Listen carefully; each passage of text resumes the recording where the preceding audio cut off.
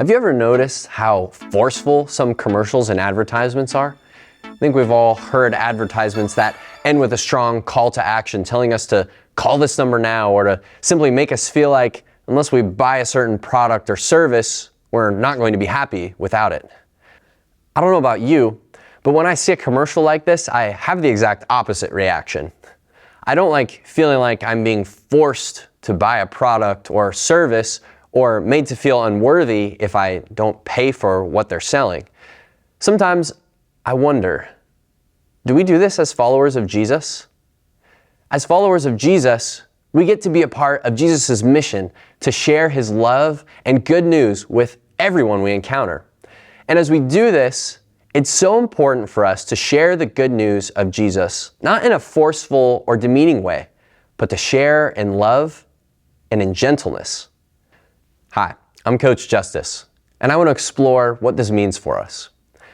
As we look to tell others about how Jesus has transformed our lives, we need to start with a gentle spirit. Look at what the Apostle Peter says in 1 Peter 3:15 and 16. Instead, you must worship Christ as Lord of your life. And if someone asks you about your hope as a believer, always be ready to explain it. But do this in a gentle and respectful way. Keep your conscience clear. Then, if people speak against you, they will be shamed when they see what a good life you live because you belong to Christ. Now, this passage can be a little intimidating at first. What does it mean to always be ready to explain our hope in Jesus? This doesn't mean that we need to have an answer to every possible question someone might have about God or about Christianity. What Peter is saying is that when someone asks for where our hope comes from, we can explain how Jesus gives us hope.